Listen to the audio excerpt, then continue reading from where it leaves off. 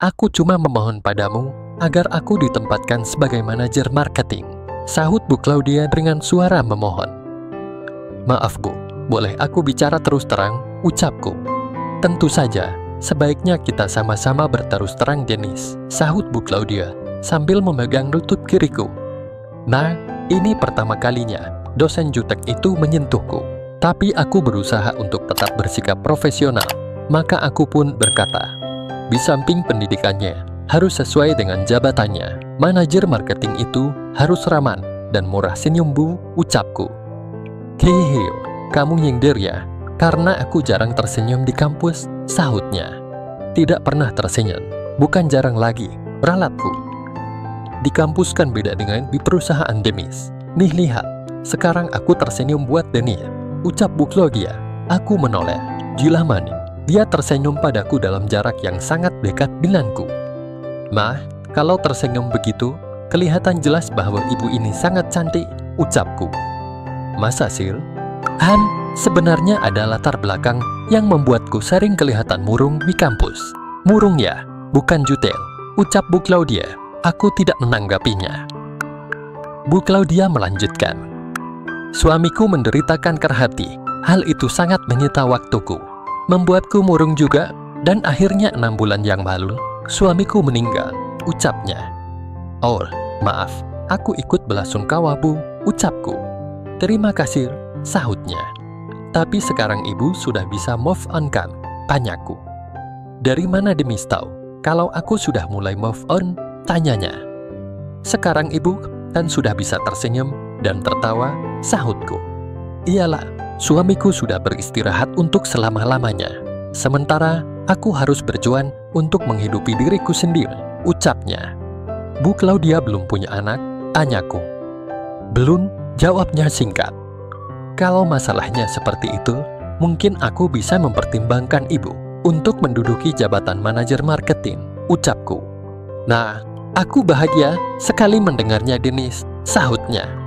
Kemudian aku menjelaskan gaji dan profit yang akan dia terima setelah menjadi manajer marketing nantinya. Tentu saja Bu Claudia kaget, karena nominal gaji dan profitnya pasti jauh di atas gajinya sebagai dosen. Tiba-tiba Bu Claudia memberikan hadiah di TV kiriku, disusul dengan ucapan, jadikan aku manajer marketing ya, aku mohon Dennis. Aku terkesiap, karena tak menduga bakal mendapatkan pemberian itu di TV segala. Maka aku pun tidak bisa bersikap kaku lagi. Ku belokkan mobilku ke bahu jalan, lalu ku hentikan, tapi mesinnya tetap aktif. Kenapa berhenti di sini Demis? Tanyanya. Yang ibu lakukan barusan membuat hatiku berdesir. Jadi harus ku tenangkan diri, ucapku. Hehehe, kamu bisa saja. Kalau aku diterima sebagai manajer marketing, nanti aku berikan semuanya untukmu Demis, ucapnya. Terus profesi ibu sebagai dosen di mana? Tanyaku.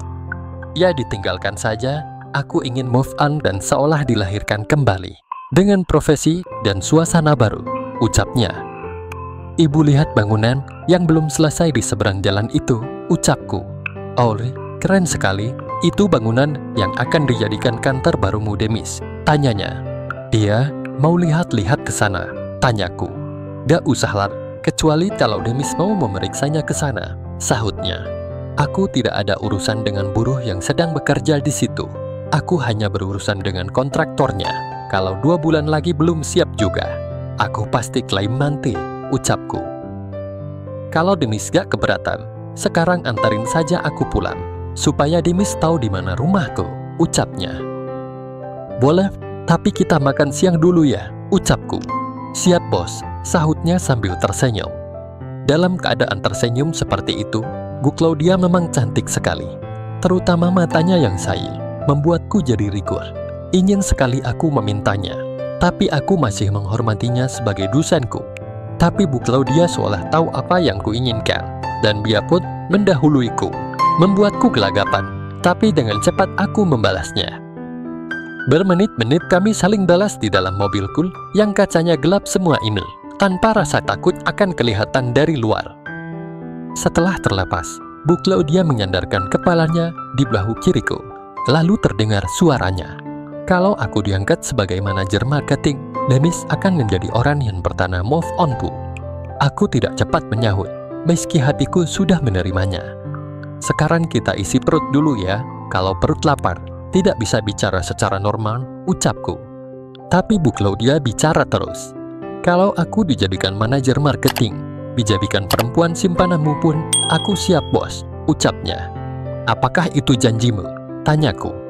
Ya itulah janjiku, sahutnya. Di belakang setir mobil yang sudah ku jalankan di jalan raya, aku membayangkan seandainya hal itu terjadi, bahwa dosenku yang usianya 31 atau 32 tahunan, yang kulitnya bule, berperawakan tinggi langsing, dan sangat cantik itu menjadi simpananku pasti akan sangat menyenangkan. Lalu aku belokkan mobilku ke pelataran parkir sebuah restoran bertaraf internasional. Suasana di dalam restoran itu kebetulan sedang lenggang, karena jam makan siang sudah lewat. Sudah jam 4 sore. Sementara itu, suasana perasaanku jadi berubah drastis kalau dibandingkan dengan suasana di kampus.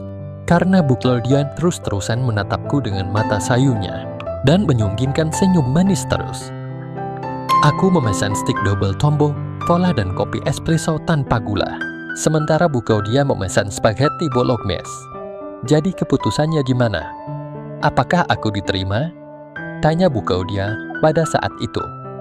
Dua-duanya diterima, sahutku. Dua-duanya gimana? Tanyanya. Aku menengok ke sekitarku, karena takut ada yang ikut nguping pembicaraan kami. Setelah merasa aman, aku berkata perlahan. Diterima sebagai manajer marketing dan menjadi perempuan simpananku, kataku. Hehehe, poin kedua sih bukan lamaran, harus Dennis yang membuat duluan, ucapnya. Ya udah, sekarang ku tembak, duel, ucapku sambil mengarahkan telunjukku ke Bu Claudia. Bu Claudia memejamkan mata dan berkata, aku siap untuk bos, siang maupun malam, ucapnya. Aku yang duduk di sampingnya pun mendekatkan mulut-tuku ke telinganya. Aku berbisik, si teman sejatiku langsung siap siaga ini, sweet hair. Bu Claudia menatapku dengan bola matanya dan berkata perlahan, nanti nginep aja di rumahku ya. Boleh, tanyaku. Bolehlah, aku kan sendirian di rumah. Ada juga pembantu. Biasanya jam segini udah pulang, jawabnya. Oke, untuk pendekatan profesi dan pribadi, aku akan menginap di rumah ibu, sahutku. Aku kan calon anak buahmu. Jangan panggil ibulah. Panggil apa saja, asal jangan manggil ibu, sahutnya. Manggil babe, boleh? Tanyaku. Hihi, dia enak juga dipanggil babe sama pemuda-muda tampan, ucapnya. Umurku sudah 19 tahun babe, ucapku. Tidak, 11 tahun lebih muda dariku, sahutnya. Memangnya udah 30 tahun. Kelihatannya kayak di bawah 25, ucapku. Masa Sin? Tanya Bu Claudia mengerling. Memang perempuan paling suka kalau dibilang cantik dan lebih muda daripada usianya. Padahal tadi aku mengira usianya sudah di atas 30 tahun. Ternyata pas 30. Itu kopi espresso tanpa gula? Tanyanya. Iya, jawabku. Bagus tuh minum kopi tanpa gula, biar terasa manfaatnya. Apalagi espresso begitu, ucapnya. Iya babe, sahutku. Bu Claudia mengerling manja lagi mendengar sebutan babe terlontar dari mulutku. Setelah selesai makan, kami tinggalkan pelataran parkir restoran itu, menuju rumah Bu Claudia. Ternyata rumahnya terletak di kompleks perumahan kelas menengah. Tidak sederhana, namun tidak terlalu mewah. Tapi begitu masuk ke dalam rumah dosenku itu, kelihatan penataannya serba klasik. Mungkin almarhum suaminya punya selera serba klasik. Tapi untuk seorang dosen seperti Bu Claudia, penataan serba klasik begitu memang cocok, sehingga segalanya tampak serba intelektual. Mau minum apa? Tanya Bu Claudia setelah aku duduk di ruang tamu. Dah usah repot-repot, duduk aja sini, kataku sambil menepuk sofa klasik yang tengah ku duduki. Sebentar ya, mau ganti biji dulu, sahutnya sambil melangkah masuk ke dalam. Aku ditinggalkan sendirian di ruang tamu itu, dengan perasaan seperti sedang bermimpi, bahwa Bu Claudia yang terkenal jutek di kampus itu, kini hampir berada di dalam genggamanku. Tak lama kemudian, Bu Claudia muncul lagi, sudah mengenakan gaun tanpa lengan, yang terbuat dari bahan kaos berwarna biru tua. Tadinya kupikir dia akan langsung duduk di sampingku, tapi ternyata tidak. Dia malah berdiri di depanku, dan menunjukkan sesuatu padaku, seraya berkata, "Bagaimana? Apakah aku punya nilai yang sesuai dengan kriteriamu untuk dijadikan kekasih?" "Oh my god, sangat sesuai," sahutku dengan mata tak berkedip. Tanpa basa-basi lagi, aku pun segera memulainya dan tentunya disambut gembira oleh bu dosenku itu. Karena sejak awal, dialah yang sepertinya memang sangat berharap banget dariku. Malam itu pun aku menginap di rumahnya, dan entah beberapa kali aku dengannya naik-naik ke puncak gunung tinggi-tinggi sekali. Hei. Malam itu, hingga pagi menjelang, aku hampir saja kewalahan dibuatnya. Sekian, nantikan saja cerita selanjutnya ya. Bersambung, lanjut di episode selanjutnya.